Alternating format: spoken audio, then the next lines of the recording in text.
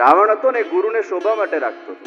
ઘણા લોકો એવા હોય ડોક્ટરોને પણ શોભા માટે રાખતો, એ લોકોને ઈલાજ સાથે લેવા દેવાના. તને ખબર છે મારા ત્યાં કેટલો મોટો હાર્ટ સર્જન આવે, આટલો મોટો હાર્ટ સર્જન, પણ તારા હાર્ટનું ઓપરેશન કર્યું જિંદગી? ના ના, તો દોસ્તી આપણી, ડોક્ટરો સાથે સંબંધ સારા. બહુ મોટો કિડની સર્જન આવ્યો, બહુ મોટો લીવર સર્જન આવ્યો, એ ડોક્ટરોને ખાલી શોભા માટે જ આજુબાજુ રાખતા હોય કે જો મારા પાસે કેટલા બધા ડોક્ટર છે. એ ડોક્ટરની સલાહ માનતા ના હોય ડાયાબિટીસ, પણ ડોક્ટરની સલાહ ના માનતો હોય, બસ ખાલી ડાયાબિટીસનો ડોક્ટર સાથે રાખવાનું, શોભા લાગે આટલા ડોક્ટરો સાથે આનો ઓળખાણ. રાવણ શંકર ભગવાનને શોભા માટે રાખતો હતો. કોઈ પૂછે રાવણ તારા ગુરુ કોણ? શંકર. હે, બસ આ હે પેલો કરે ને એનો સંતોષ. ગુરુનો ઉપયોગ કરતા હોય લોકો, એ શોભા માટે થઈ ગયા છે.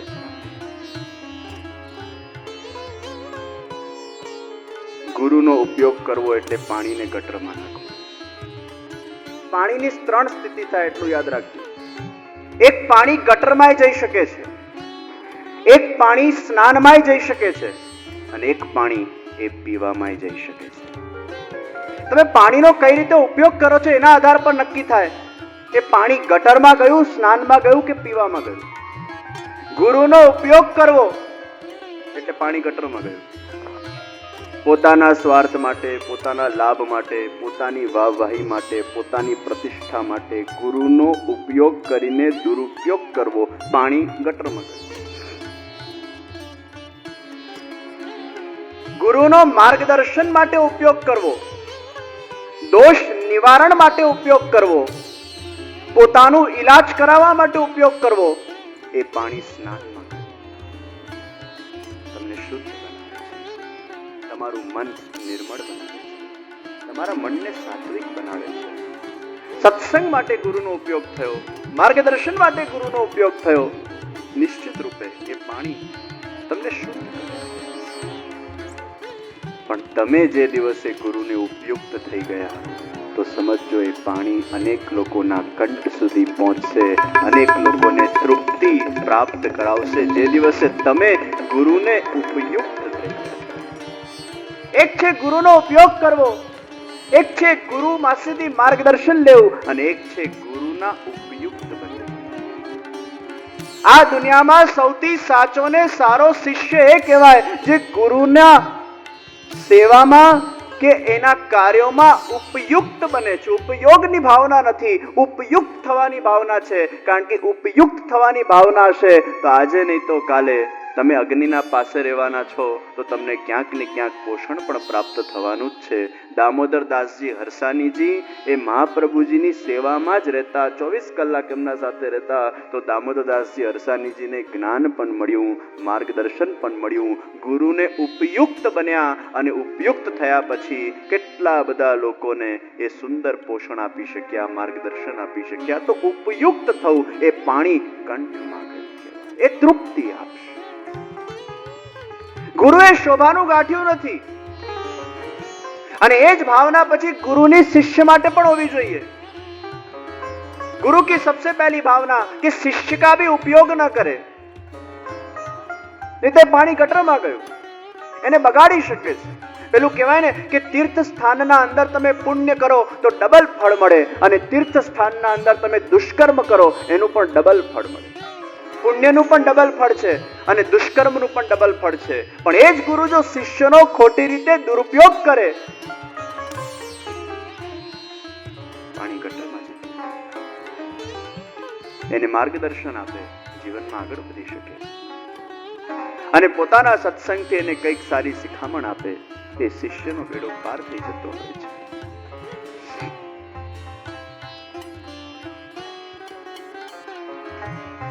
સદગુરુ એ ડોક્ટર છે જે મનના દોષોનું નિવારણ કરે. એટલે જ હંમેશા ગુરુ પાસે જઈને પૂછજો, કારણ કે તમે કોને પૂછશો? બધા તમારાથી ગભરાતા હોય, તમને ખબર છે, તમને સાચું સાચું કહેવાની હિંમત કોઈના અંદર નથી, કેમ કે બીજી વાર પછી તમે એના પાસે જાઓ નહીં. આપણને એવું જ ગમતું હોય છે ને, આપણા વખાણ કરે, સારું બોલે, આપણને સચોટ વક્તા ક્યાં ગમતા હોય? બિચારા સ્પષ્ટ વક્તા હોય એટલે તો હેરાન થતા હોય છે જીવનમાં. બહુ સ્પષ્ટ બોલવા જાય પછી ફેંકાઈ જાય, કોઈ એના સાથે સંબંધ જ ના રાખે. એટલે પછી બધા ડરી જતા હોય, આવું ના બોલાય, કટસી. અને આ પાશ્ચાત્ય જગત વાળા કટસી એટલું બધું લઈ આવ્યા કે કટસીના અંદર બીજો ચહેરો બહુ જ ધમકાતો. આ સોરી અને થેન્ક યુ માં ફોર્માલિટીઓ વધી ગઈ અને રિયાલિટીઓ ઘટવા લાગી. મારા પ્રવચનમાં કહેતો હું, બુદ્ધિથી જે કરવામાં આવે એને ફોર્માલિટી કહેવાય, પણ દિલથી જે કરવામાં આવે એને રિયાલિટી કહેવાય.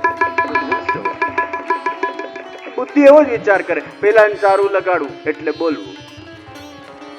આજ તો ફરક છે સ્માઇલમાં અને મંદ મંદ મુસ્કુરાહટમાં. અમારા શ્રીનાથજી બાબા છે ને મંદ મંદ મુસ્કુરાય, પ્રસન્ન. પેલું આપણા ગુજરાતી નથી કહેતા મૂછમાં કેમ હસો છો, એટલે મૂછમાં હસવું એટલે એ મૂછના દાયરાના બહાર એની હસી આવે જ નહીં, એનું નામ મૂછમાં હસવું. ચેતનભાઈ તો મૂછ નથી રાખતા, અહીંયા તો બધા મૂછ, દીપકભાઈ, બંને દીપકભાઈ, ગોપાલ, આ બધા મૂછ વગરના જ છે. અહીં સુધી આખું મૂછ, અહીંથી મૂછ આવી હરેશભાઈ. પણ પેલું કે મૂછમાં હસો એટલે મૂછનો દાયરો જ્યાં સમાપ્ત થાય એ મર્યાદાને હસી ક્રોસ ના કરે, એનું નામ મૂછમાં હસવું. એ પણ હસી દેખાય. સ્માઇલ તો એક ફોર્માલિટી છે. મળ્યા અને પછી ખોલ્યું, પાછું બંધ થઈ ગયું, ખોલ્યું બંધ થઈ. એટલે આ તમે કોના માટે આપી? એ સામે વાળાને ખાલી સારું લાગે, એ કટસી છે આપણી. કોઈ તમને જોઈને તમે સ્માઇલ આપો, એને ગમે, પણ એને ગમે એટલે તમે આપી. તમને ગમ્યું ને તમે આપી એ ખબર નથી. એને ગમે એટલે તમે આપી એ સ્માઇલ. તો સ્માઇલ એ બહુ મોટી ફોર્માલિટી છે. શ્રીનાથજી બાબા મંદ મંદ મુસ્कुराते, वो मन से प्रसन्न है. આ કટસીના કારણે ઘણીવાર હવે એવી એક આદત પડી ગઈ છે. પછી શું છે, બહુ વખત એ ચાલતું આવે એટલે પછી તમે એને ફોલો ના કરો. If the disciplines are not been followed, if they are made, then you are not following the rule, so that is bad. પિતાજીને છોકરો એક લોટી પાણી આપે એટલે પિતાજીને છોકરાને થેન્ક યુ કહેવું પડે. આ ડિસિપ્લિન નહીં કે તો ખરાબ લાગે.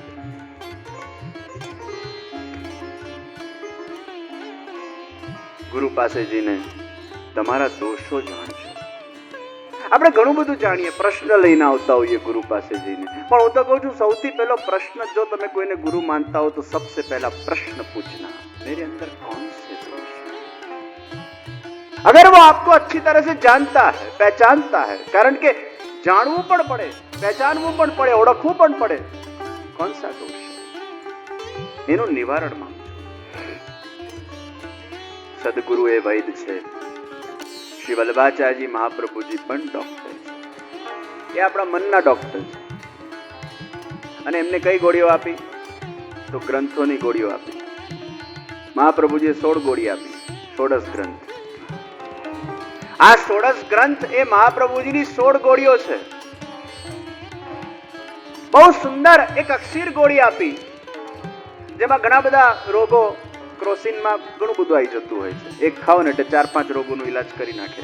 પણ ઘણા લોકો શું છે કે આ 2-4 આવા સિદ્ધાંતો જાણી જાય ને એટલે ડોક્ટર બની જાય.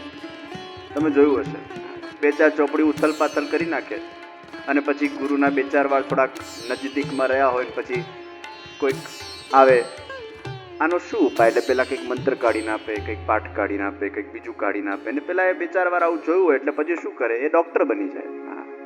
પછી કંઈક ને કંઈક જરૂર પડે સીધો ફોન પર કહી દે, આ મંત્ર કરી નાખજો, બધું પતી જશે. પોતે જ ગોળીઓ આપતો થઈ જાય. એ પોતે જ ડોક્ટર બની જાય. 2-4 વાર આવું સાંભળી લીધું હોય, પોતે જ ડોક્ટર બની જાય. અને આવા ડોક્ટરો એટલા બધા ફરે છે પુષ્ટિ માર્ગના અંદર, 2-4 ચોપડીઓ ઉથલ પાથલ કરી નાખી, પોતે જ ડોક્ટર બની ગયા. એમ ડોક્ટર ના બનાય ભાઈ. આમ સર્જરી ઘણી વાર તમે જો બહુ ઈઝી લાગે, ચલો સુરીથી કાપી નાખીને પછી ટાંકા લઈ લે, હું છે આમાં. પણ એને ભણતા 25 વર્ષ થાય ભાઈ, હું છે આમાં ના બોલાય, લાગે મજાક જેવું. ઘણી વાર લોકો કહેતા હોય આવું બોલવાનું, 3 કલાક બોલી ના ખાય, આવો બે હોય 3 કલાક બોલવા વાળા બધું બોલતા હોય. તેંડુલકર આમ ક્રિકેટ રમતો હોય ને આમ આઉટ થઈ જાય ને એટલે પછી પેલો કોમેન્ટ કરે, આ શોટ આમ નહીં પણ જો આમ માર્યો તો બચી જતું, રમ જઈ તું છે રમ. પેલો 0 પર આઉટ થાય એકવાર તો એવી નિંદાખોરી કરવાની ચાલુ કરી નાખે, તું રમ જઈને જાતા. એને વર્ષો વિતાવ્યા ભાઈ, પોતે ડોક્ટર બની જાય. આવા ડોક્ટરો બહુ છે. ચાચા હરિવંશજી હતા, એમને અષ્ટાક્ષર મંત્ર સિદ્ધ હતું, એમને આ ગોળી સિદ્ધ કરી લીધી. અને એ રીતે સિદ્ધ કરેલું કે યમુનાજી પર શ્રી કૃષ્ણ શરણમમાં બોલીને ચાલતા તો ડૂબતા નહીં, સિદ્ધ હતું. એટલે પછી એમના પાછળ એક વ્યક્તિ વિચાર કરવા લાગ્યો, શ્રી કૃષ્ણ શરણમમાં તો મને બોલતા આવડે છે, તો હું એમના પાછળ પાછળ જો જાઉં તો હું થોડો ડૂબવાનો છું. એટલે હરિવંશજીના પાછળ પાછળ પેલો ચાલવા ગયો અને થોડોક આગો પાછો થયો, પાછળ ચાલ્યો ત્યાં સુધી તો બરાબર રહ્યો, કારણ કે એની શક્તિ એને ખેંચવા લાગી. પણ પછી એને વિચાર કર્યો, આમના પાછળ હું લેવા મારે ચાલવાની જરૂર, હું પોતે શ્રી કૃષ્ણ શરણમ બોલી ના ચાલી શકું. એટલે પછી થોડો સાઈડમાં ટ્રેક બદલવા ગયો અને જ્યાં પટરી બદલી ત્યાં ડૂબી ગયો. પછી હરિવંશજી એને બચાવ્યો. કેવા લાગ્યા, ભલા માણસ, તને કીધેલું પાછળ ચાલજે, ટ્રેકમાં ચાલજે. તું પછી શિષ્ય બનીને પાછો ગુરુ બનવા જાય, ટ્રેક ચેન્જ કરે પાછો બીજો મહાગુરુ બની જાય. ट्रैक नहीं छोड़वानी, सदगुरु श्री वल्लभाचार्य जी महाप्रभु जी वो हम सबके गुरु, केवल आपके गुरु नहीं हमारे भी गुरु. અને અમે એક પટરી પર ચાલીએ છીએ. પટરી મહાપ્રભુજીની છે, ટ્રેનો ઘણી ચાલે છે. તો વલ્લભાચાર્યજી એ પુષ્ટિમાનના મુખ્ય ગુરુ, અમે બધા ગુરુદ્વાર. અમે ખાલી પેલી ટ્રેનના એન્જિનને ચલાવીએ. પટરી કોણે બેસાડી? મહાપ્રભુજી. ટ્રેન ફાસ્ટ ચલાવ કે સ્લો ચલાવ એ પટરી પર જ ચાલતી હોય. પછી પટરી બદલાય નહીં તો પંથ બની જાય. આ તો સંપ્રદાયની ખાસિયત છે કે તમે એક પટરીને ફોલો કરો છો. એમાં ગુરુદ્વાર પણ એક જ પટરી પર જાય છે અને એના શિષ્યો પણ એના ડબ્બામાં એક જ પટરી પર જાય છે, પણ પટરી વગર ટ્રેન ચાલતી નથી. તો વલ્લભાચાર્યજી મહાપ્રભુજીએ પુષ્ટિ માર્ગની આ પટરીઓ તૈયાર કરી છે. એમાં વલ્લભકુળ એ ખાલી એન્જિનને ચલાવતા હોય છે, પાછળ તો બધા પેસેન્જર્સ બેઠેલા હોય છે. પટરી વો મહાપ્રભુજી, આ પટરી શ્રી મહાપ્રભુજીની છે. અને એટલે પુષ્ટિ માર્ગના અંદર આચાર્ય પરંપરાના અંદર 500 વર્ષની આ પરંપરા ચાલે છે. એમાં એક મહત્તા છે કે મહાપ્રભુજી સૌથી આગળ છે, અમે એમના પાછળ છે. અમે ગુરુ બનવાનો સાહસ નથી કરતા, અમે ગુરુ પાસે લઈ જવાનું દ્વાર છે. પુષ્ટિ માર્ગમાં મહાપ્રભુજી જ એકમાત્ર ગુરુ છે. આ અમારી માન મર્યાદા છે. અમે એમના રિપ્રેઝેન્ટેટિવ્સ છે. અમે ઇન્ડિવિજ્યુઅલ ગુરુ નથી. જો ઇન્ડિવિજ્યુઅલ ગુરુ અમે લોકો બનતા થઈ જઈએ તો અમારામાં એટલો સામર્થ્ય પણ નથી કે લોકોનું અમે કલ્યાણ કરી શકીએ. એટલી શક્તિ પણ નથી. એ શક્તિ મહાપ્રભુજી છે. એકવાર મહાપ્રભુજી કસે જતા હતા, બહુ મોટો એક અજગર જોયો. અજગર પર બહુ બધા જીવજંતુઓ એને ખાતા હતા. એટલે પછી પૂછવામાં આવ્યું કે અજગરની આવી દશા કેમ થઈ? ત્યારે મહાપ્રભુજી કીધું, ગયા જન્મમાં આ બહુ મોટો પાખંડી ગુરુ હતો. મેં કીધું ને, શિષ્યએ પણ ગુરુનો ઉપયોગ નહીં કરવો અને ગુરુએ પણ શિષ્યનો ઉપયોગ નહીં કરવો. આ બહુ મોટો પાખંડી ગુરુ હતો. એટલે આવતા જન્મમાં ભગવાને એને અજગર બનાવ્યો અને એના અંદર જ્યારે ગુરુ હતો ત્યારે એટલો સામર્થ્ય નહોતો કે આટલા બધાનું કલ્યાણ કરી શકે. હજારો દીક્ષાઓ આપી દીધી, શિષ્ય બનાવી લીધા. એટલે ભગવાન કે છે આવતા જન્મમાં અજગર બન અને આ જેટલા જીવ જંતુઓ છે એ બધા શિષ્ય બનેલા છે અને કે છે મારું કલ્યાણ કર, કલ્યાણ કર, કલ્યાણ કર, કલ્યાણ.